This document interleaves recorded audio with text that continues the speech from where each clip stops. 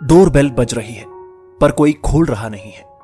रूही दोनों हाथों में सब्जी लिए कंधे पर पर्स लटकाए एक हाथ से किसी तरह पसीने को पोंछती है और फिर से बेल बजाती है।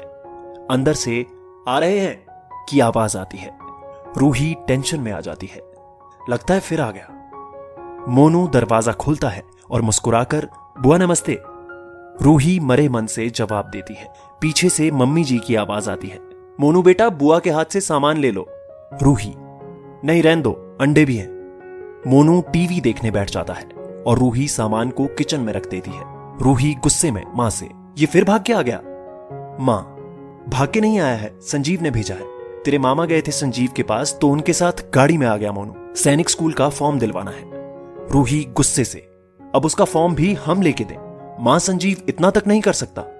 मां, आहिस्ता बोलो, मोनू सुन लेगा और वो तुम्हारा भतीजा है। संजीव किसी ट्रेनिंग में बिजी है। रूही चिड़चिड़ा के अपने रूम में चली जाती है। फ्रेश होने के बाद कंप्यूटर ऑन करती है। मां चाय लेकर आती है। क्या हुआ, ऑफिस में झगड़ा हुआ क्या? रूही कंप्यूटर की तरफ देख सिर हिलाकर ना में जवाब देती है। मां, तो फिर क्या हुआ? रूही, कुछ नहीं हुआ। मां, कुछ तो हुआ है, तभी तुम इतने गुस्से में हो। रूही मां को देखकर चिड़चिड़ा के, संजीव और वत्सला को पढ़ा दिया, लिखा दिया, अच्छे घर में शादी हो गई, लाइफ में सेटल हो गए, फिर भी सारे काम हमने ही करने हैं इनके। मां, संजीव और वत्सला भाई बहन है तुम्हारे, कोई गैर नहीं। रूही, हां तो ठीक है, हमारी भी कोई जिंदगी है, अब भी इनके काम हम करते रहें? मोनू का फॉर्म लेना है तो हम लेके दें, वत्सला को कोई प्रॉब्लम हो गई तो वो हम ठीक करें। मां, ये हम कब तक करते रहेंगे? इरिटेट हो गई हूं मैं इन लोगों से। ये लोग अपने काम खुद क्यों नहीं कर सकते? हमको भी 10 प्रॉब्लम है, हम जाते हैं इनके पास। मां अपना सिर झुका के शांत हो जाती है। फिर एक हाथ रूही के सर में फिरा के, तभी तो बोलती हूं शादी कर ले, तू भी अपनी दुनिया बसा ले। क्या हुआ, तूने वो शादी.com में डाला था, कोई सही आया? रूही, उसमें सब टाइम पास करने वाले लोग आते हैं और दूसरे जो आते हैं उनमें से अधिकतर की एज 55-60 साल है। किसी को 2 बच्चे हैं तो कोई दूसरी शादी करना चाहता है। मां, पिछले 3 साल से देख रही हो, अब तो तुम भी 40 की हो गई हो। बेटा कोई अच्छा रिश्ता और घर देख के कर ले, कोई बात नहीं, बच्चे हुए तो क्या, धीरे धीरे टाइम निकल जाता है। रूही मां की बात सुन शांत रहती है और कंप्यूटर में कुछ करने लगती है। मां उठ के रसोई में चली जाती है। थोड़ी देर में रूही रसोई में जाती है और मां का हाथ बटाती है। रूही सब्जी चलाने लगती है और मां को बोलती है, मां, मैंने एक लड़का देखा है।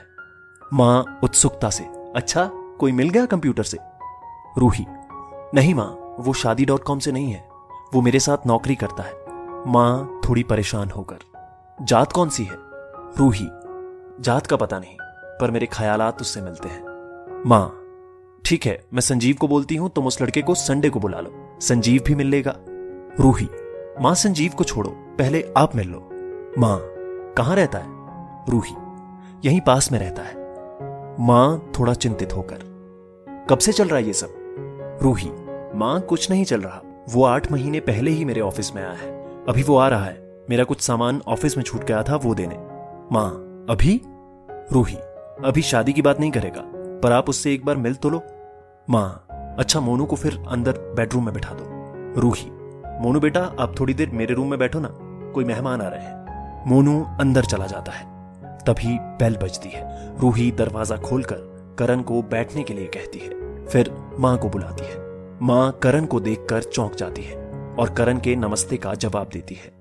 रूही और करण ऑफिस की कुछ बातें करते हैं। मां चाय बनाने के लिए बोलती है, पर करण टाइम ना होने के कारण मना कर देता है और रूही को फाइल देकर चला जाता है।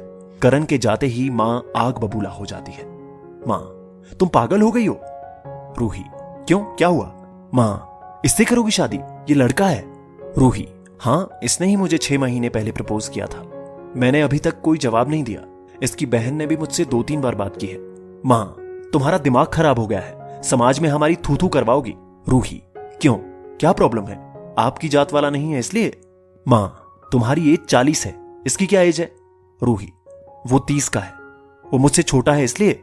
मां, छोटा नहीं, बहुत छोटा है। बेटा क्या मिलेगा तुमको रिश्तेदारी में हमारा मजाक उड़ा के? रूही, मां, पिछले 35 साल में कितने आए आपके रिश्तेदार, आपका समाज आपके दुख दर्द में।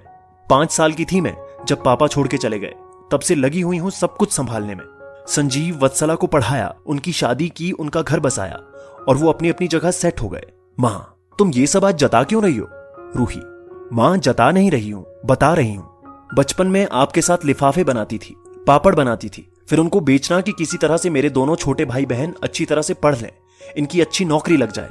फिर संजीव और वत्सला की शादी करवाई, वो ईएमआई खत्म हुई तो ये घर लिया कि हम लोग सही से रह सकें, नहीं तो आपका समाज और रिश्तेदार क्या बोलेंगे। और इस घर की ईएमआई तो अभी तक चल रही है। मां, संजीव ने बोला था वो देगा। रूही, मां पिछले 5 साल में एक बार ईएमआई भरी है उसने।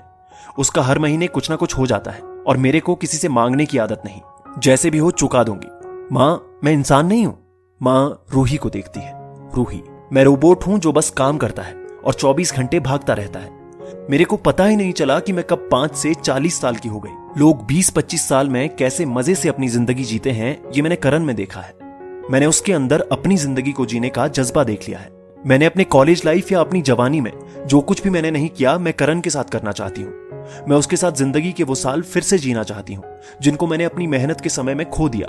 वो एक यंग लड़का है और मैं भी वही सब करना चाहती हूँ जो वो लोग करते हैं। मैं वो हर पल जीना चाहती हूँ जो मैंने इतने साल स्ट्रगल करने में खो दिए। मैं किसी 55 साल के आदमी से शादी करके उसके बच्चों को नहीं देख सकती। मैं नहीं चाहती कि मैं किसी ऐसे इंसान की वाइफ बनूं जिसको अपने बच्चों के लिए केयर टेकर चाहिए। मां, मैं उस आदमी से शादी नहीं करना चाहती जिसकी एक टांग कब्र में हो और दूसरी केले के छिलके में। आपका समाज क्या कहेगा इस पर? इसको यंग लड़के पसंद है, मेरे चरित्र पर सवाल उठाएगा, 2-4 उल्टी बातें करेगा। मेरे को कोई फर्क नहीं पड़ता। किसी लड़की के चरित्र का सर्टिफिकेट देने वाला ये समाज कौन होता है? हर लड़की अपने आप को किसी दूसरे से बेहतर जानती है। मैं करण के साथ अपनी जिंदगी रिवाइंड करना चाहती हूं। दोस्तों, आपकी इस वीडियो के बारे में क्या राय है नीचे कमेंट करके जरूर बताइएगा। और अगर आपको ये वीडियो पसंद आए तो इस वीडियो को लाइक करिएगा, शेयर करिएगा ज्यादा से ज्यादा लोगों तक। और ऐसे ही और भी इंस्पिरेशनल वीडियो के लिए सब्सक्राइब करें हमारे YouTube चैनल को और Facebook पर फॉलो करें हमारे पेज को। धन्यवाद।